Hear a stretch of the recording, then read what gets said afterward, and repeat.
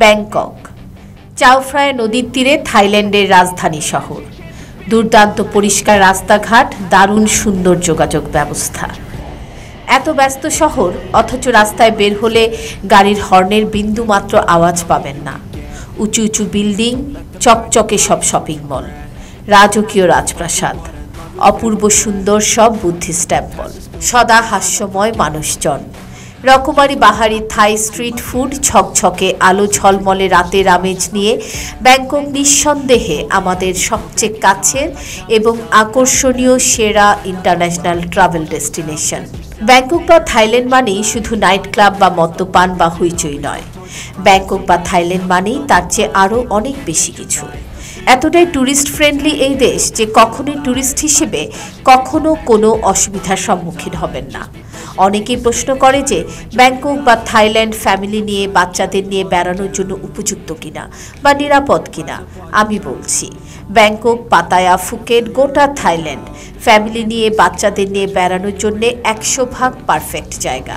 আপনার বাড়ির মতোই নিরাপদ। কোনো ট্রাভেল এজেন্ট, গাইড বা ট্যুর অপারেটর ছাড়াই নিজে নিজে সহজেই ঘুরে নিতে পারবেন ব্যাংকক সহ থাইল্যান্ডের আনাচে কানাচে।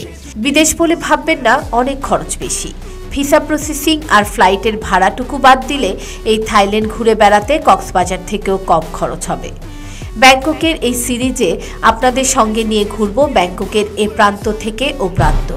আজ এই পর্বে থাকছে আমাদের পাতায়া থেকে ব্যাংকক আসা এবং ব্যাংককের প্রথম রাতের অভিজ্ঞতা।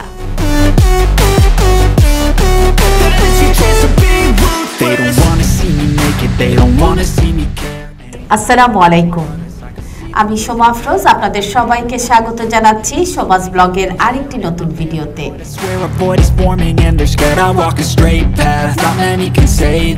পাতায়া থেকে ব্যাংককের দিকে যাচ্ছি। এখন আমরা পাতায়ার আবাসিক এলাকার ভেতর দিয়ে যাচ্ছি। এটা হচ্ছে পাতায়ার একটা আবাসিক এলাকা। মেইন রোডে একটু জ্যাম হওয়ার কারণে আমাদের ট্যাক্সি ভেতর দিয়ে যাচ্ছে। এই সুযোগে আমার পাতায়ার আবাসিক এলাকাটাও দেখা হয়ে গেল এবং সেই আপনাদের সাথেও সেটা শেয়ার করতে পারছি। পাতায়ার আবাসিক এলাকা বেশ গোছানো, ছিমছাম, মানুষজন তেমন দেখতে পাচ্ছি না। পাতায়া শহর যতটুকু দেখলাম তাতে বেশ পরিকল্পিত শহর বলেই মনে হচ্ছে। কোথাও কোনো ময়লার স্তূপ নেই, ভাঙা বা আধ ভাঙা কোনো রাস্তাঘাট নেই, সুন্দর পিচ ঢালাই বা কংক্রিট ঢালাই রাস্তা। যদিও এখানে বছরে বৃষ্টিপাতের পরিমাণ খুব বেশি। কথা বলতে বলতে আমাদের গাড়ি উঠে এলো হাইওয়েতে।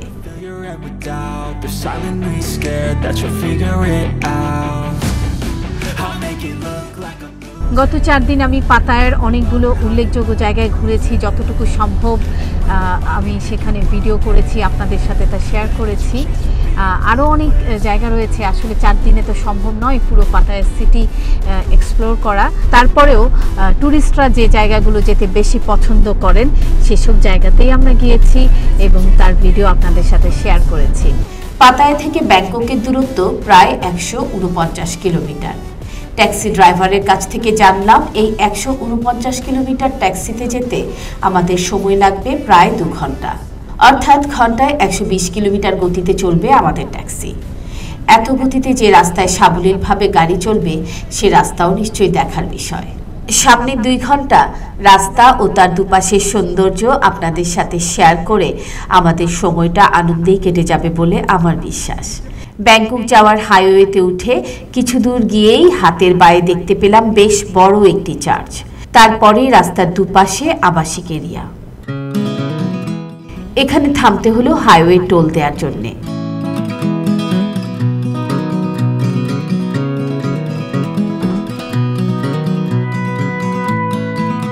টোল দিয়েই আবার দুরন্ত গতিতে ছুটে চলা। রাস্তাগুলো এত মসৃণ, গাড়ির ভেতর কোনো রকমের ঝাঁকি নেই বা কোনো আনকমফোর্টেবল ফিল হয় না। বাংলাদেশ থেকে এত কাছের একটি দেশ, সব কিছুতেই কত উন্নত।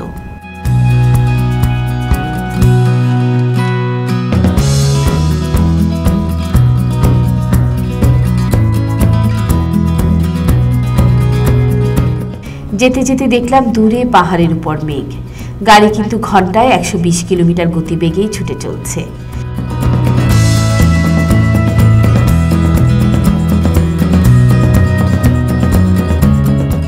শুনেছিলাম থাইল্যান্ড ফ্লাইওভারের দেশ। হাইওয়ের মাঝে মাঝে দেখছি মাথার উপর দিয়ে ফ্লাইওভার চলে যাচ্ছে। এদিকে পশ্চিম আকাশ কমলা রঙের হয়ে গেছে, আর কিছুক্ষণ পরই সন্ধ্যা নামবে।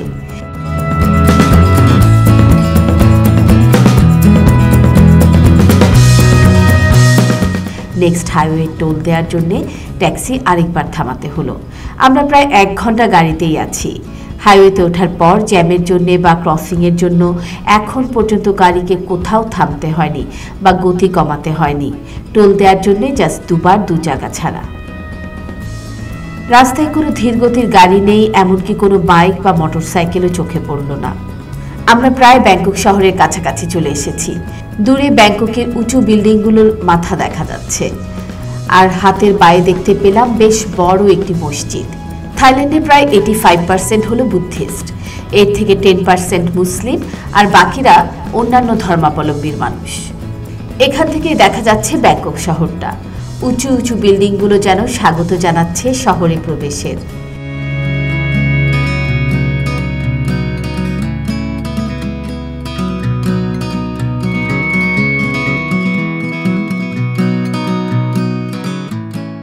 শহরের ভেতরে প্রবেশ করেই প্রথম জ্যামের মধ্যে পড়লাম। ড্রাইভারের কাছে জানতে পারলাম এখান থেকে আর 10 মিনিট লাগবে আমাদের হোটেলে পৌঁছাতে। আমাদের হোটেল সুকুমবিত সোয়েল 13-এ, নাম সিত্রাস। প্রতিদিন 1200 বাত ভাড়ায় 2টি রুম নিয়েছি আমরা। রুম ভাড়ার সাথে সকালের বুফে ব্রেকফাস্ট আর সুইমিং পুল ফ্রি রয়েছে।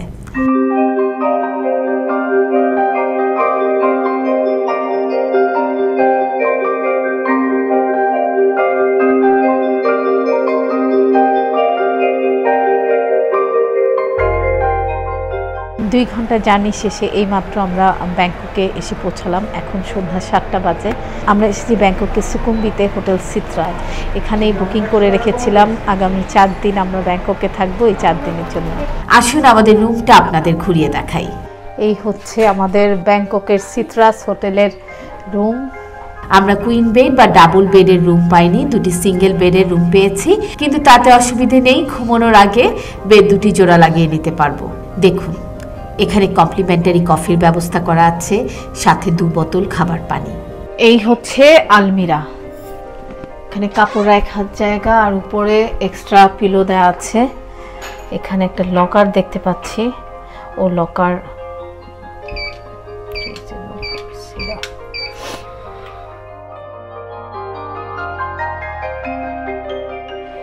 এই লকারে কিন্তু এসে আমি পাসওয়ার্ড সেট করে ফেলেছিলাম, তো পাসওয়ার্ড দিতেই ওপেন হয়ে গেল। এখানে আমি আমার পাসপোর্ট, টিকিট সব রেখে দিচ্ছি, আর হ্যাঁ সব রেখে দিচ্ছি।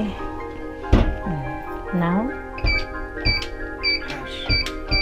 ক্লোজ।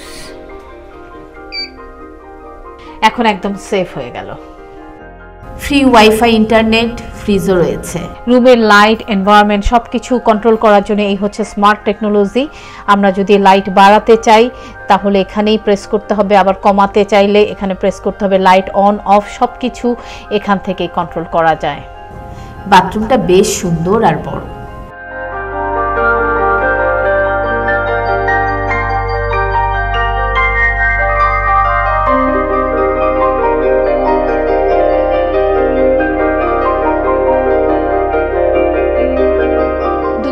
লম্বা জার্নি পাতায়া টু ব্যাংককের। তো এত লম্বা একটা জার্নির পরে 1 মগ কফি খুবই দরকার ছিল।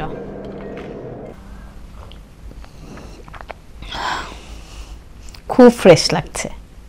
চেক ইন করে ফ্রেশ হয়ে আমরা বেরিয়ে পড়লাম ডিনার আর রাতের ব্যাংকক দেখার জন্যে। আগেই বলেছি আমরা উঠেছি সুকুমবিত সোয়ে 13-এ। সোই মানে হচ্ছে গলি। বাংলাদেশ থেকে আসা বেশিরভাগ পর্যটক ব্যাংককের এই সুকুমবিত অঞ্চলে উঠে থাকেন। সোই 1, 2, 3, 4, 5 করে এরকম অনেকগুলো গলি আছে।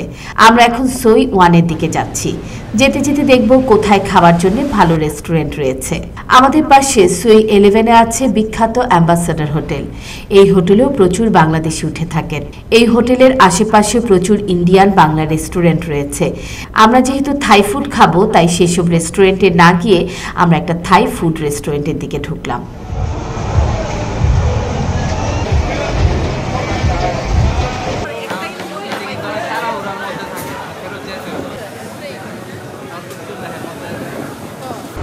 আজকে ব্যাংককে আমার প্রথম নাইট।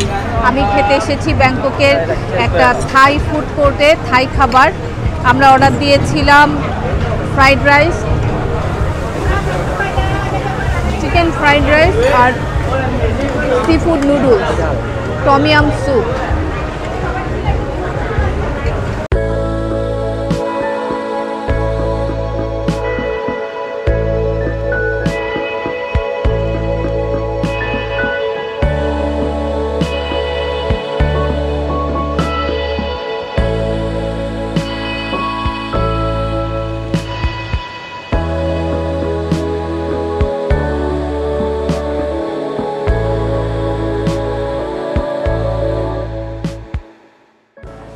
খাওয়া শেষ করে ব্যাংকক শহরটা আরও খানিকটা ঘুরবো বলে হাঁটতে থাকলাম।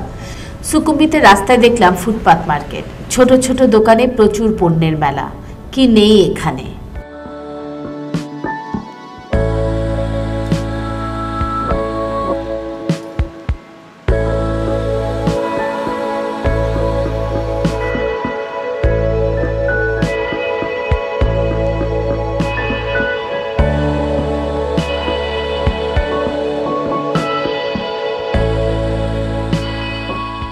থাই ফুড শেষ করে যখন যাচ্ছিলাম হোটেলের দিকে, রাস্তায় দেখলাম একটা আরাবিয়ান রেস্টুরেন্ট। তো সেখানে শর্মা দেখে খুব খেতে ইচ্ছে করলো, আমার বাচ্চারা খেতে চাইলো, তাই ভেতরে এসে বসলাম। চিকেন শর্মা অর্ডার করেছি, এখন চিকেন শর্মা খাবো।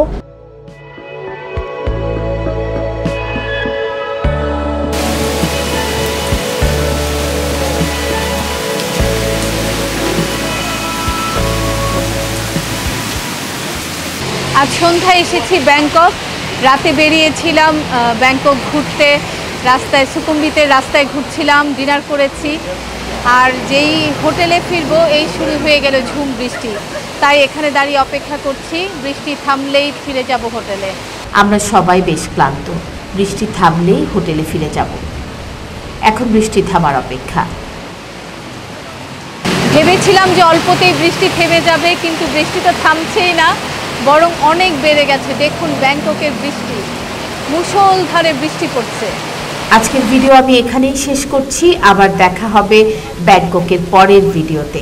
সবাই ভালো থাকবেন, সুস্থ থাকবেন। আল্লাহ হাফিজ।